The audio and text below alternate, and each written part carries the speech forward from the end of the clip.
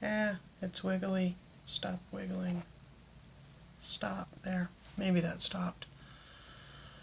Anyway, I have really bad indigestion, so I don't know how long this video is going to be because I feel like irping, and I don't have anything nearby. So I have two subjects. First subject. Somebody made a comment about, they messaged, and, okay, don't send me private messages. The chances of my actually getting it are pretty darn slim, and if I do get it, it's only going to annoy me. Text me if you have my phone number. Get my Signal number. I like Signal. But Facebook Messenger sucks, and I don't like it, and I don't like opening it up, and I don't like getting messages on it. Grumble, grumble, grumble, grump. Anyway, somebody sent me a message about how half the time when I'm sitting here, the chest is this big, huge, droopy thing, and the other half the time it's halfway reasonably up there. That's because sometimes I'm wearing a bra and sometimes I'm not. Yeah, people... Remember when we were kids and we used to make jokes about the girls with the larger chest stuffing their bras? And we thought it was to make their larger chests even larger. And as an adult, you realize, nah, they're stuffing their bra because it sweats. Okay? Or if you've got drooping problems, you can put a whole tea towel down here to support this up to like there, and nobody can tell there's a tea towel down there, and it supports it. Half of my bras are compression bras. They shrink my size. I would wear a full binder, except I'm too large for a full binder now.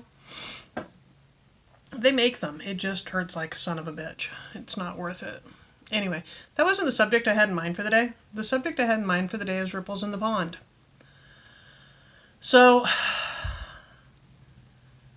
there's this belief that you have to have thousands and thousands and thousands of followers to make a difference, to be an influencer.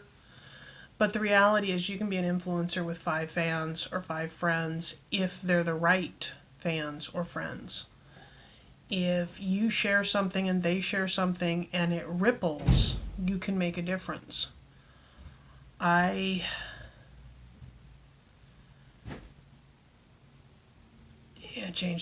Change that.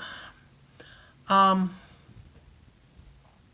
regularly talk in the back room. There's a chat thing for people who work with a certain news organization that I used to work with.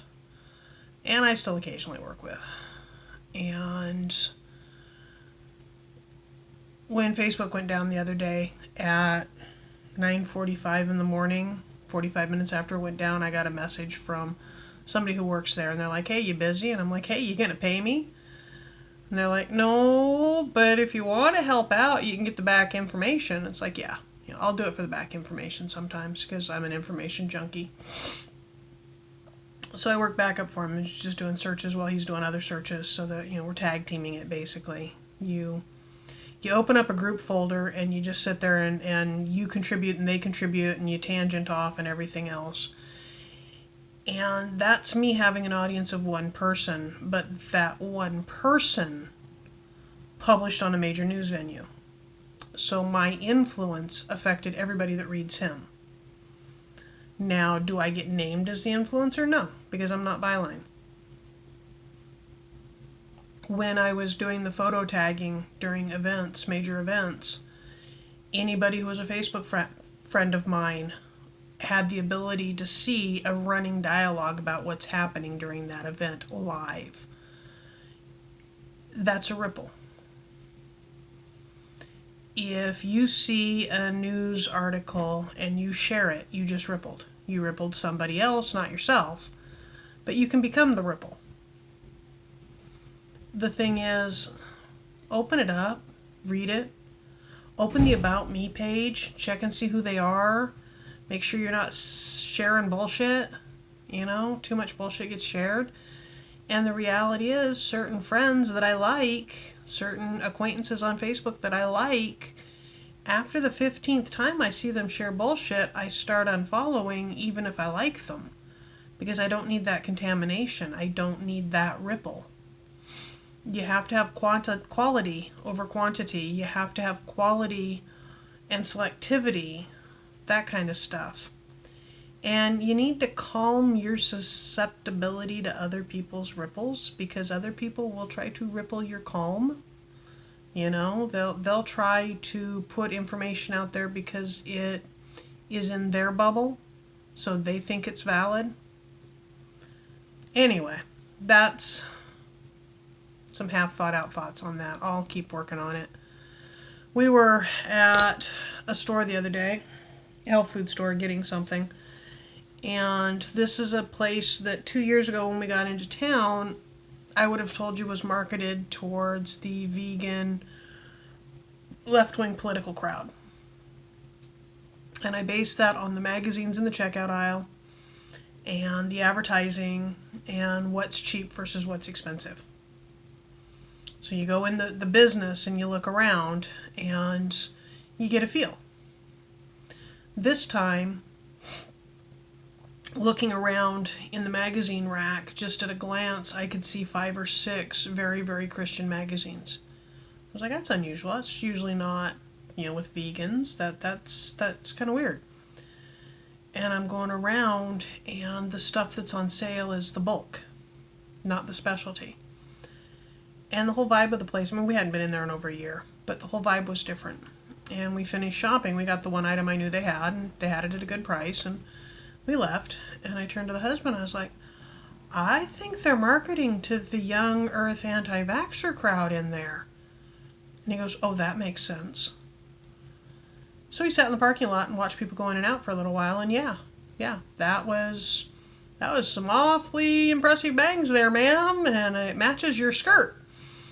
Young earth, ultra-Christian, anti-vax crowd coming in and out. And it's like, Michael's like, wow, you think we got exposed to something? And it's like, yeah, probably.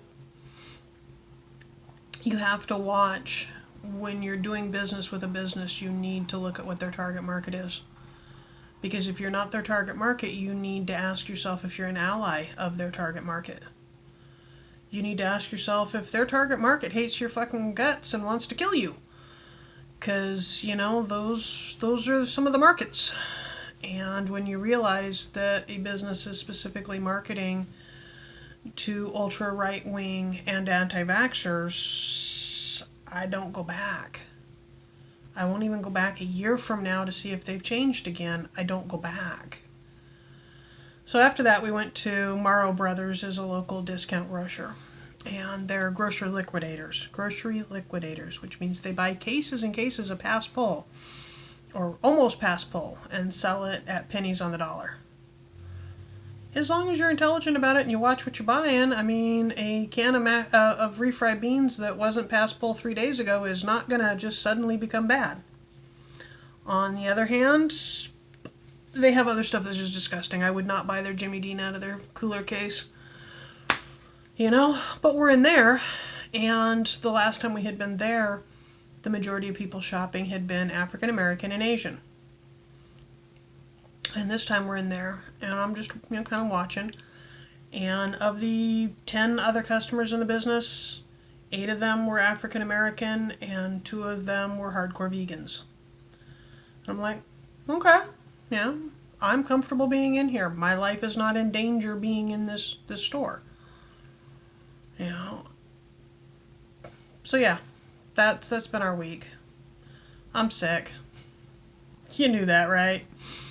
Yeah, my gut is really, really unhappy with me and expressing its opinions about how unhappy it is with me right now. It's yeah. I have nothing else to say. I had something else, and I wrote a couple of things down, and I hit those. And it's been 9 minutes, so this is a good video. We have 10 days until we can go for our loan. It's hold your breath time. We took a huge load of stuff over to the locker. We have to get this place completely empty so that we can hit the ground running. Yeah, not a happy camper. I will talk to you later. I'm looking at the light and how washed out this is. Oops. I don't like it when it shakes. Okay, 10 minutes. Talk to you later. Bye-bye.